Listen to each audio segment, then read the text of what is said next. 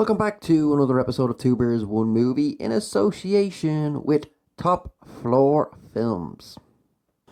So Black Adam hit theatres, and what can we say? It hit the box office really well. It's starring The Rock, it's starring Aldis Hodge.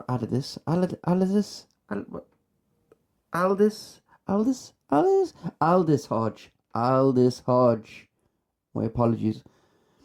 It's starring Aldis Hodge as Hawkman. It's starring Pierce Brosnan as Dr. Fate. And it has other actors in there as well, but whatever. So Black Adam, Teth-Adam, is basically being given powers of the gods from Shazam, and he is now an anti-hero god. He's been awoken in this made-up city in the middle of the Middle East somewhere, and he's not happy how his city has turned out. It's pretty shit. There's got lots of gangs there, and they're just there, looking for shit.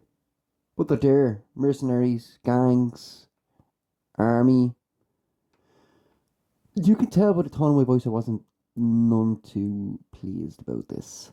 This is quite boring and bland. It seems like it should have been made in the noughties, the early to mid noughties.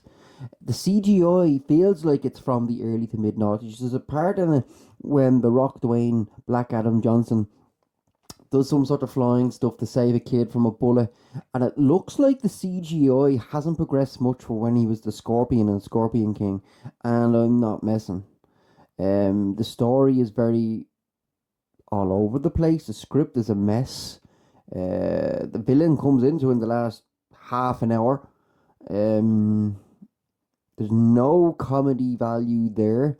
They've probably done that maybe with one of the guy and the girl, whoever they're playing. No disrespect to them, but their characters are quite boring. And it's just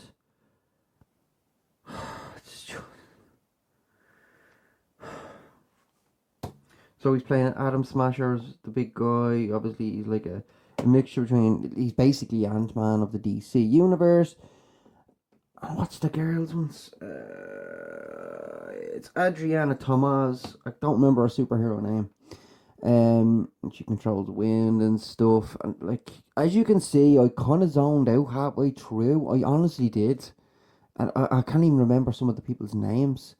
It was just smashy, crashy, bangy, bangy, crashy, bangy. The Rock doing a stare. The Rock has no charisma in this movie. It's just weird for The Rock, because The Rock has so much charisma, and yet he's no charisma in this. And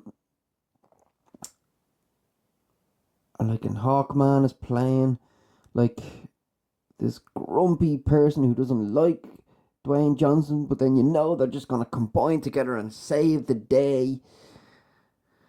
Pierce Brosnan's okay as Dr. Fate, I suppose. It feels like there's so many superheroes films now that it's hard to really get behind them. When it was like, as I mentioned, I've mentioned this loads of times, I like superhero films, but now they're just so generic. And since Endgame, I feel it's just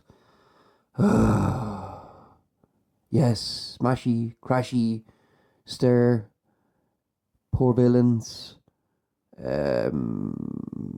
maybe a bit comedic effect there, although there's none in here. Poor CGI. Marvel getting stick for poor CGI. It's not great here either.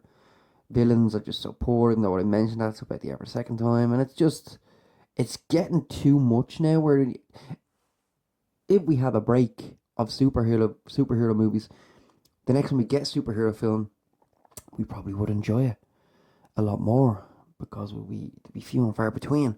And what I'm going to do is going to give you the spoiler. The end credit scene. What, mid-credit scene, wherever the fuck it is, because everyone knows about it. So, Superman returns.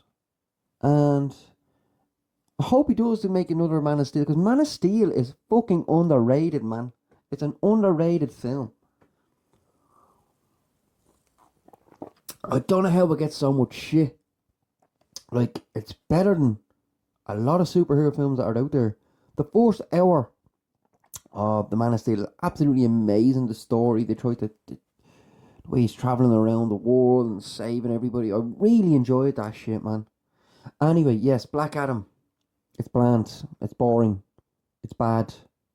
Triple B. Whatever, if you want to see it yourself. But yeah, they waited all those years to make a bland Black Adam. But please like, subscribe, and I'll catch you on the next episode.